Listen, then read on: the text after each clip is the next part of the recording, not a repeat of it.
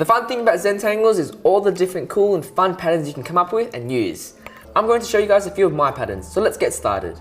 So first I'm going to draw I'm going to draw 8 little squares, and I'm going to demonstrate a bunch of patterns. So when you're first starting out with Zentangles, a good way to get started with patterns and making your own is to draw little squares like these, so creating mini Zens. I'm going to be using a Sharpie pen for this because when you use a darker pen like this, the patterns and lines tend to look a little bit better and they look more fun. So let's first start off with a kind of like a wave, but using semicircles like this. And I'm going up here, so they kind of overlap. And in a way, they're also fish scales.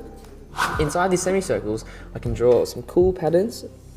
This maybe something like this. So I'm just creating some fun little interesting patterns. Maybe in this row, I might want to use spots like this.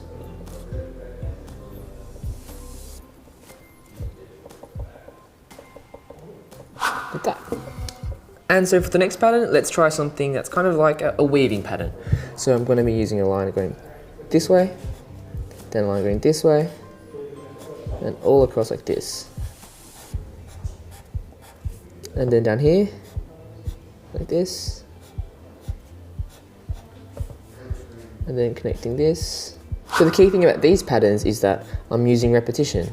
So I'm repeating the patterns that I started with to kind of get these interesting forms.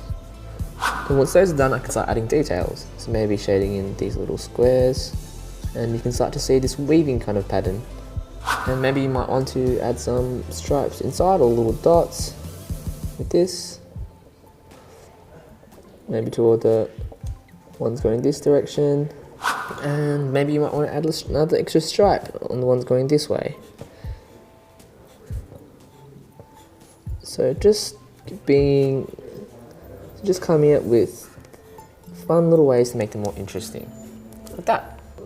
So let's try another pattern. This time let's use linear lines. So we're going to be doing stripes like this and doing patterns inside of these, and maybe mixing it up with some zigzags.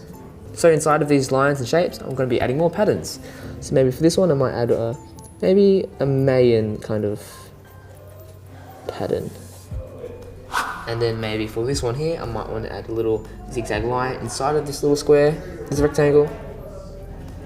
And maybe for this wave, I might want to repeat the wave like this, like that. You guys might be hearing some noise today, and it's just because my colleagues are all in the studio today, so it's all good. So the next pattern we're going to try is doing a honeycomb pattern. So I'm going to be using hexagons and repeating them like this. And from here, I want to start adding those details to the hexagons.